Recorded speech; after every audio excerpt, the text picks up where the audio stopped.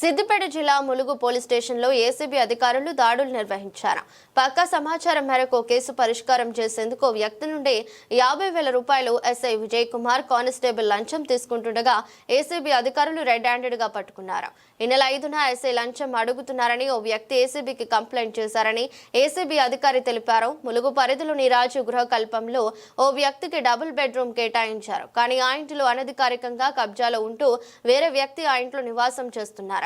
దీనిపై పోలీస్ స్టేషన్లో సదరు వ్యక్తి కంప్లైంట్ ఇవ్వగా అతని ఇల్లు ఖాళీ చేపించాలంటే 1,00,000 రూపాయలు ఇస్తేనే నీ సమస్యను పరిష్కరిస్తామని పోలీస్ అధికారులు తెలిపారని, దీనికి కారణం ముందస్తుగా 50,000 రూపాయలు ఇస్తున్నానని కంప్లైంట్ దారుడు తెలిపారని, వ్యక్తి కంప్లైంట్ తో పోలీస్ స్టేషన్ కు వెళ్లి 50,000 రూపాయలు ఎస్ఐ విజయ్ కుమార్ మరియు కానిస్టేబుల్ తీసుకుంటుండగా రెడ్ హ్యాండెడ్ గా పట్టుకున్నామని ఏసీబీ డీఎస్పీ సుదర్శన్ తెలిపారు. వారిపై కేసు నమోదు చేసి చట్టరీత్యా చర్యలు తీసుకుంటామని తెలిపారు.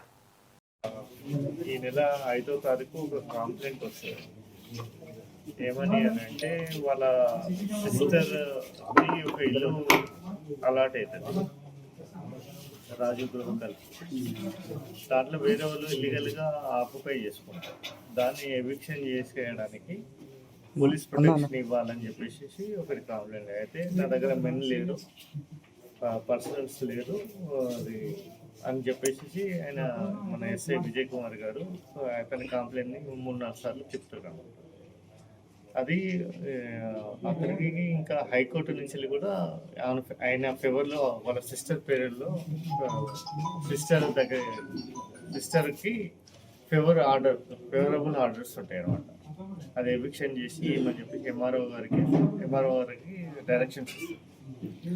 ఆ ఎంఆర్ఓ గారు కూడా లెటర్ పెడతారు మన ఎస్హెచ్ఓకి, ములుగు ఎస్హెచ్ఓ గారు. తర్వాత ఆయన నా దగ్గర స్ట్రెంత్ లేదు, నేను ఇప్పుడే ఇయ్యని చెప్పేసి పంపిస్తాను అనమాట.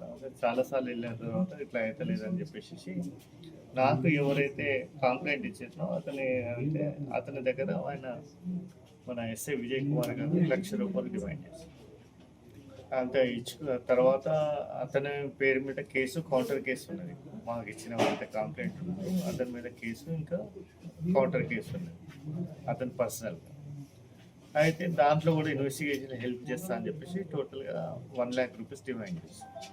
అది కాదు అని చెప్పేసి 50,000కి ఒప్పుకుంటారు. మీరు ఫస్ట్ మాకు మా సిస్టర్ది ఏదైతే ఇల్లు ఏదైతే ఉన్నదో దాన్ని ఎవిక్షన్ చేసిన తర్వాతనే డబ్బులు ఇస్తానని చెప్పేసి మాట్లాడుతున్నాను. మొన్న 6th రోజు అతను కంప్లైంట్ వచ్చేసి మన ఎస్ఐ గారిని కలుస్తారు విజయ్ కుమార్ని.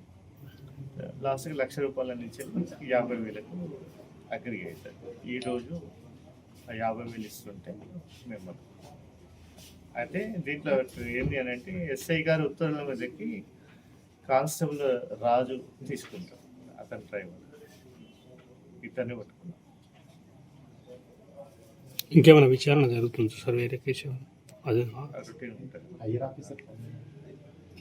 ఆఫీసర్స్ ఇట్లా ఏమన్నా ఆయన ఆస్తుల మీద ఇక్కడ విచారణ అలాంటి రీసెంట్ బ్యాచ్ నాలుగు ఓల్డ్ అయితే ఉంటాయి.